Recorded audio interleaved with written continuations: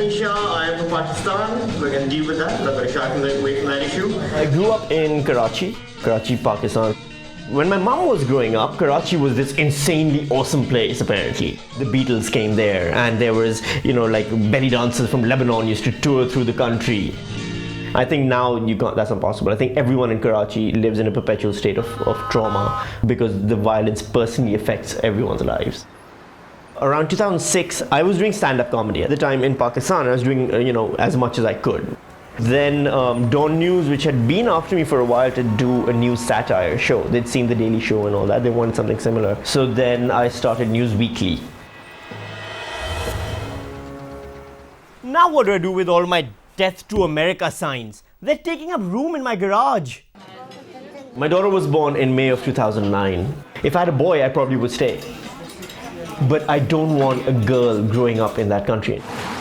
We arrived in Australia in June of 2012. I just randomly Googled, I was like, stand-up comedy Perth, I had no idea. And there's a comedy club just up the road. And the day I Googled it was the day that they were having one of their open mics. So I was like, oh cool, let me try it out. Now I'm one of the guys who headlines and MCs regularly in Perth. And I'm a big part of the comedy scene there. I found my community. I live in Northam. And, no, I do, I live in Northam. Like the reason I'm in Northam is because I'm on a visa that says I can live in Australia for 2 years, but I have to spend those 2 years in regional Western Australia, which makes me feel like I never left a third world country in the first place. There's a political element, which I always do, I can't help it. And since I've come here, one of the big issues is refugees. But because Northam, like for those of you who don't know, Northam, like a small town, 7,000 people, no bookstores, no cinemas, 4 bars, 2 liquor stores. And when I moved there, like I moved into town and they opened up what's known as the Yonga Hill Immigration Detention Center. It's like a massive detention center, 600 refugees inside it, and there's me walking around town looking like this.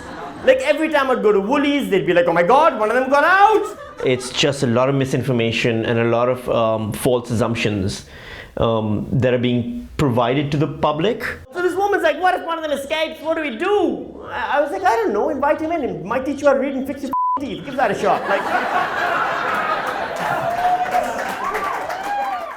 I still miss the big city. I still miss having more than 4 restaurants to choose from on a weekday night.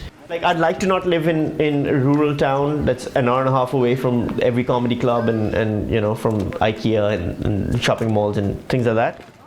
I actually get excited whenever I hear like police sirens because I'm like, something's happening in town, If it ends up with Anya growing up in a country where she is safe and secure and has a future that she can decide what she wants it to be, then yes, it would have totally been worth it.